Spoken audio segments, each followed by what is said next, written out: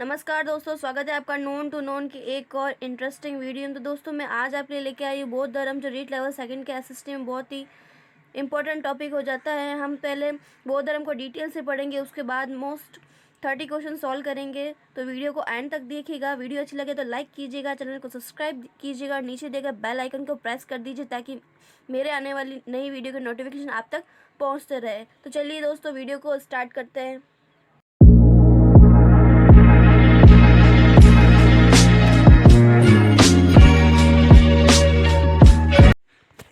सबसे पहले हम बौद्ध धर्म का अर्थ जान लेते हैं। बौद्ध धर्म का अर्थ होता है महात्मा बुद्ध के सिद्धांतों पर चलने वाले बौद्ध कहलाए। बौद्ध धर्म बुद्ध से बना है, जिसका अर्थ है पूर्ण ज्ञान का बोध हो जाना। जो बौद्ध धर्म है उसके संस्थापक है गौतम बुद्ध। इन्हें एशिया का ज्योतिपुंज भी कहा जाता है। गौतम बुद्ध का जन्म 563 ईसा पूर्व में कपिलवस्तु के लुम्बिनी वन में हुआ था। इनके पिता शुद्धोधन, जो शाक्य गण के मुखिया हैं, इनकी माता महामाया, जिनकी मृत्यु बुद्ध के जन्म के 7 दिन बाद में हो गई थी, और इनकी सौतेली माँ प्रजापति गोमती ने इनका लालन पालन किया था। इनके बचपन का नाम सिद्धार्थ है। इनकी पत्नी यशोधरा है। बुद्ध का विवाह जो यशोधरा से 16 वर्ष की आयु में हो गया था, और इनका पुत्र है राहुल। आगे चलते हैं दोस्तों। सिद्धार्थ जब कपिलवस्तु की सैर के लिए निकले तो उन्हें निम्न जो 4 दृश्य दिखाई दिए, जिससे उनका मन विचलित हो गया। वे दृश्य कौन कौन से थे? पहला दृश्य था बूढ़ा व्यक्ति, दूसरा दृश्य था बीमार, तीसरा दृश्य था शव, और चौथा दृश्य था एक सन्यासी।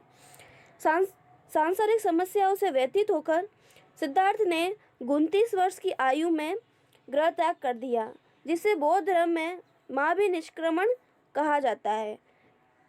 और जब उन्होंने गृह त्याग कर दिया और वह वन की ओर निकले तो उनके पहले जो गुरु बने थे वो आलार कमन बने, जो सांख्य दर्शन के गुरु थे। और उन्हें उरुगवेला में कौंडिन्य, वप्पा, भादिया, महानामा और अस्सागी नामक 5 साधक मिले, जिन्होंने उनको साधना में बहुत ही मदद की थी। ज्ञान प्राप्ति। बुद्ध को ज्ञान प्राप्ति वैशाली पूर्णिमा की रात को निर्जरा नदी के किनारे पीपल के वृक्ष के नीचे हुई थी। जो बुद्ध को ज्ञान प्राप्ति है वैशाली पूर्णिमा की रात को हुई थी, निर्जरा नदी के किनारे हुई थी, वह पीपल के वृक्ष के नीचे हुई थी। ज्ञान प्राप्ति के बाद ही सिद्धार्थ बुद्ध के नाम से जाने गए, और जो जगह थी जहाँ उन्हें ज्ञान प्राप्ति हुई थी वह है, उस स्थान का नाम बोध गया पड़ गया। और जो उन्होंने पहला उपदेश दिया था अपना, वो सारनाथ में दिया था। उनके पहले, जिसे बौद्ध ग्रंथों में धर्म चक्र प्रवर्तन कहा जाता है, जो उनका पहला उपदेश था, उन्होंने जब पहला उपदेश दिया उसे बौद्ध ग्रंथों में धर्म चक्र प्रवर्तन कहा गया है।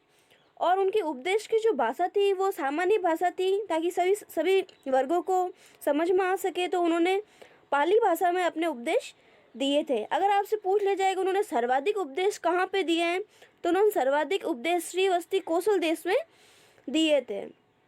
उनकी मृत्यु कुशीनगर देवरिया यूपी में हुई थी, जिसे बौद्ध धर्म में महापरिनिर्वाण भी कहा जाता है। जो बौद्ध धर्म के लिए संन्यास ग्रहण कर लेते हैं, बौद्ध धर्म के प्रचार के लिए संन्यास ग्रहण करते हैं, उन्हें बौद्ध धर्म में भिक्षुक कहा जाता है। और जो गृहस्थ जीवन व्यतीत करते हुए बौद्ध धर्म को अपनाते हैं, बौद्ध धर्म में विश्वास रखते हैं, उन्हें उपासक कहा जाता है। तो चलिए हम अब बौद्ध धर्म की शिक्षा है पढ़ लेते हैं। जो बुद्ध है उन्होंने बौद्ध धर्म की शिक्षा में सर्वप्रथम 4 आर्यव्रत दिए हैं। व्यक्ति के लिए 4 सत्य बताए हैं। पहला सत्य जो उन्होंने बताया है वो है दुख। वो कहते हैं संसार दुखमय है। फिर उन्होंने बताया दुख समुदाय तृष्णा, मतलब कि दुख का कारण क्या है? तृष्णा है, इच्छाएं दुख का कारण है। फिर उन्होंने कहा है दुख निरोध, दुख को दूर किया जा सकता है। फिर उन्हें कैसे दूर किया जाता है यही बताया है। दुख निरोध मार्ग, उन्होंने दुख को दूर करने का मार्ग भी बताया है। उन्होंने कहा है दुख को दूर करने का रास्ता भी है। फिर उन्होंने अष्टांगिक मार्ग दिए हैं। सांसारिक दुखों से मुक्ति है तो अष्टांगिक मार्ग बताए हैं। बुद्ध ने दुख को दूर करने के 8 उपाय बताए हैं। जो अष्टांगिक मार्ग कहलाता है, इन्हें बौद्ध भिक्षुओं का कल्याण मार्ग भी कहा जाता है।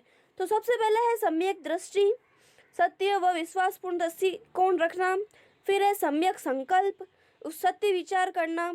फिर है सम्यक वाणी, मधुर एवं सत्य वचन बोलना। फिर है सत्य कर्म, अच्छा आचरण रखना। सम्यक आजीविका, अच्छे साधनों से जीवन यापन करना। फिर है सम्यक व्यायाम, निरंतर अच्छे प्रयास करते रहना।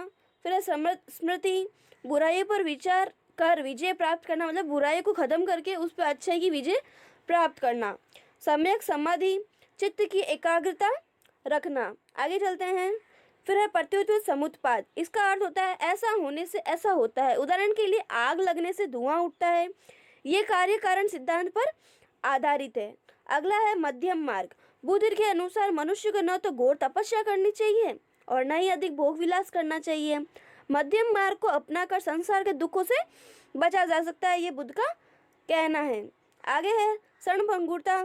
बुद्ध के अनुसार संसार की सभी वस्तुएं नाश्वर है, कोई भी हमेशा के लिए अमर नहीं है, सभी वस्तुएं नाश्वर है, कभी न कभी खत्म होनी ही है। अगला है त्रिरत्न। बुद्ध ने 3 रत्न दिए हैं, सील, समाधि व प्रज्ञा। बुद्ध के 3 रत्न कौन कौन से हैं? सील, समाधि और प्रज्ञा। उसके बाद है अनात्मावाद। बुद्ध धर्म वाले भी आत्मा को नहीं मानते थे। अनिश्वरवाद, ना ही वह ईश्वर में विश्वास रखते थे और उन्होंने वेदों का खंडन भी किया था।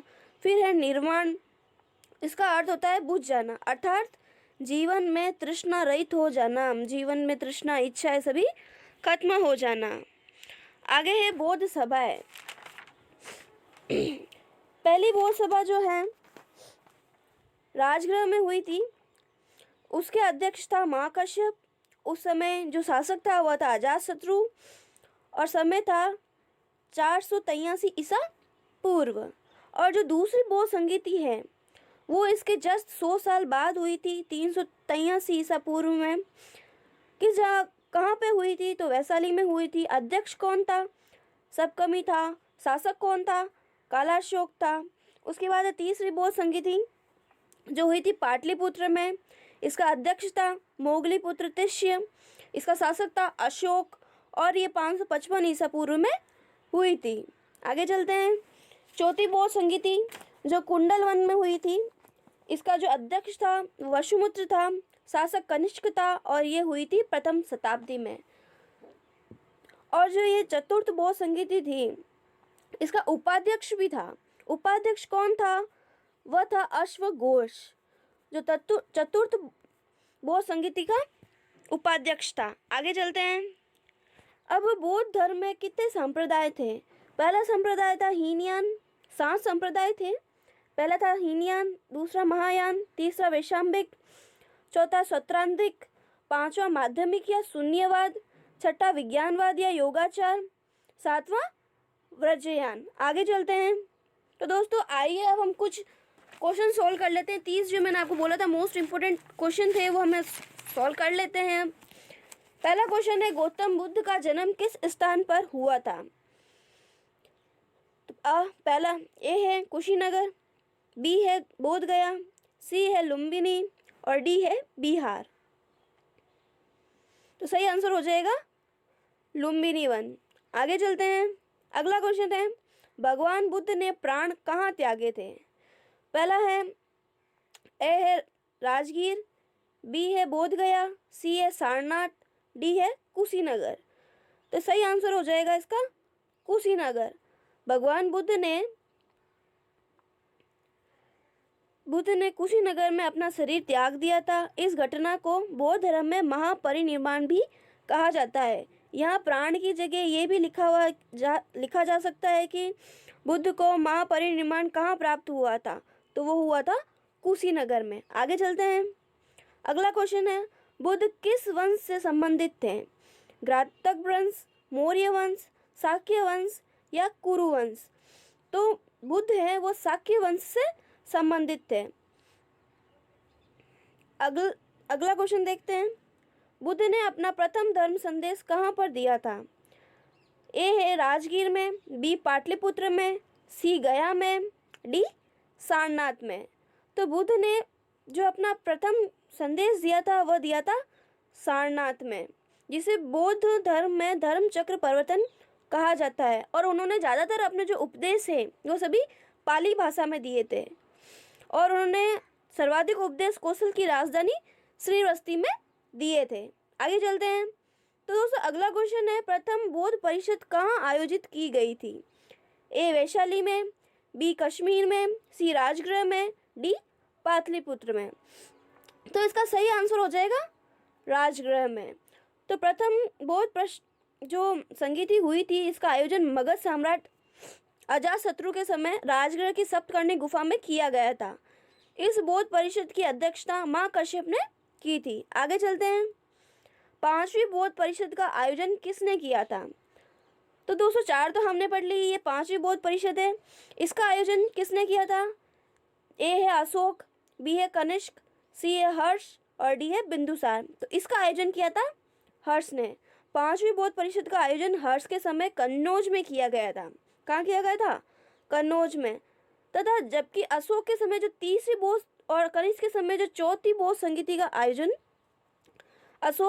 तीसरी बौद्ध संगीति का आयोजन अशोक ने व चौथी बौद्ध संगीति का आयोजन कनिष्क द्वारा किया गया था। आगे चलते हैं।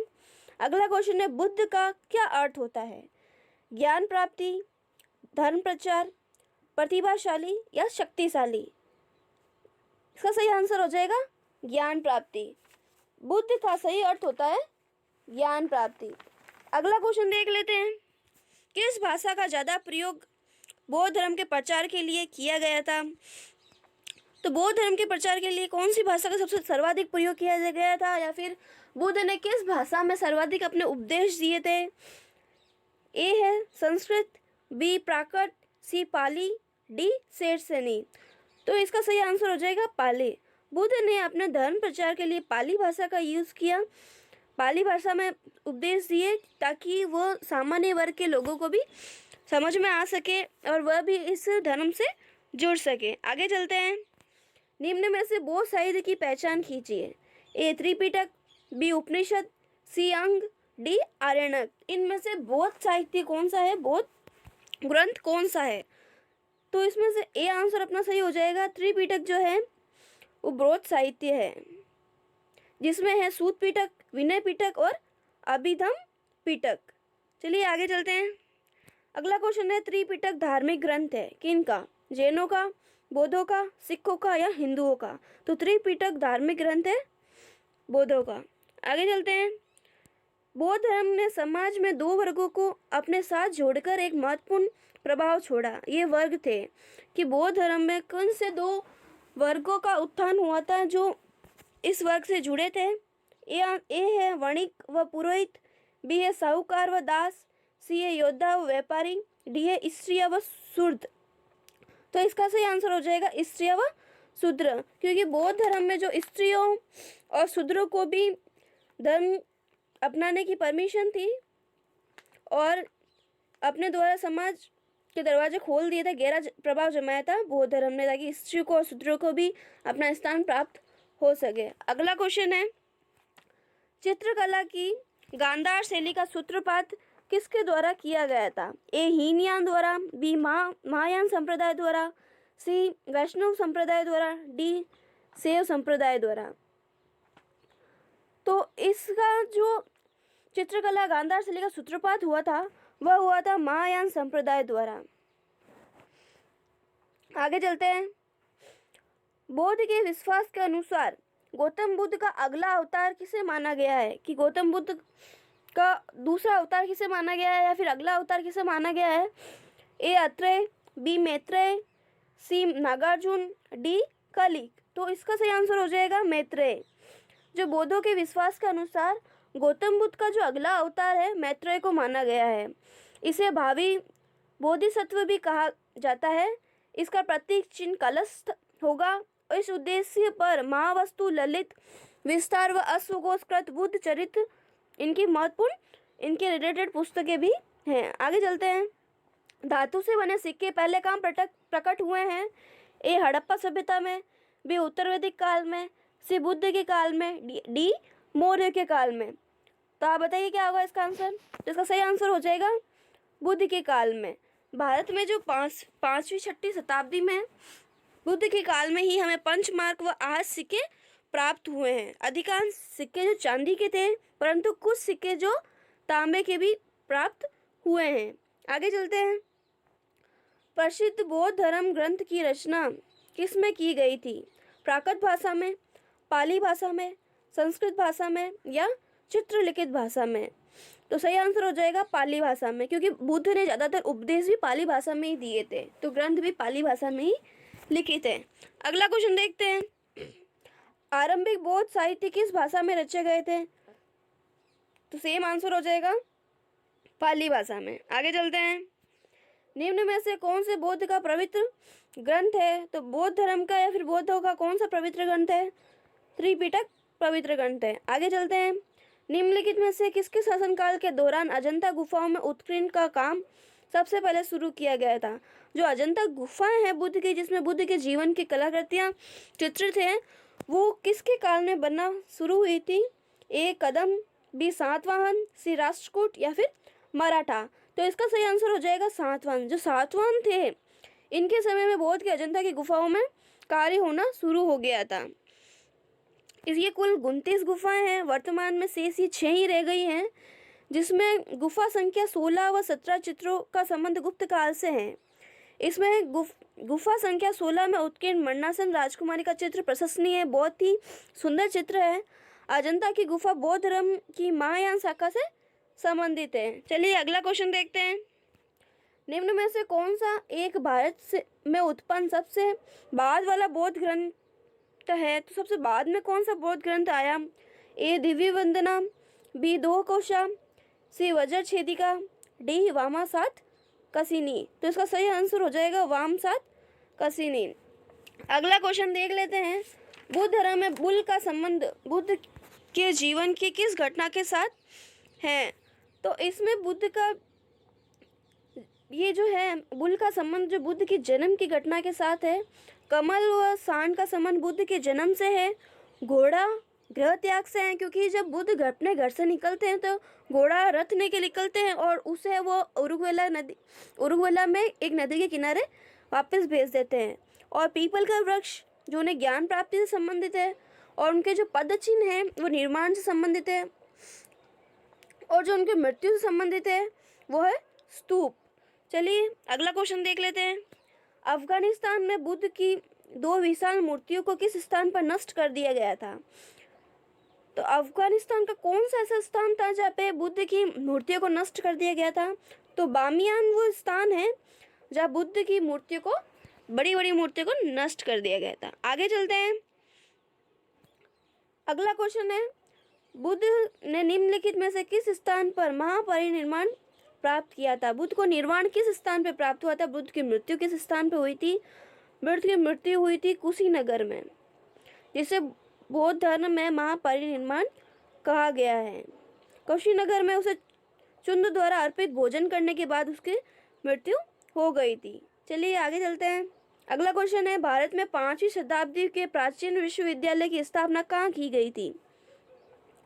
ए वाराणसी, बी गया, सी नालंदा, डी है तक्षशिला। सही आंसर हो जाएगा नालंदा में। तो भारत में 5वीं शताब्दी में जो विश्वविद्यालय था वो कुमारगुप्त द्वारा इसकी स्थापना की गई थी नालंदा में। और प्रसिद्ध चीनी यात्री हैंगसंग ने 18 महीने नालंदा में रह के अध्ययन किया था।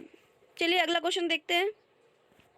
बुद्ध को प्रबोध कहाँ प्राप्त हुआ था? बुद्ध को ज्ञान कहाँ प्राप्ति हुई थी? तो कपिलवस्तु में। अगला क्वेश्चन देखते हैं। बुद्ध, धम्म और संघ मिलकर क्या कहलाते हैं?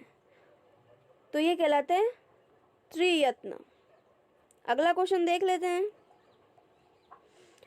इच्छा सब कष्टों का कारण है, इसका प्रचार करने वाले धर्म कौन सा है?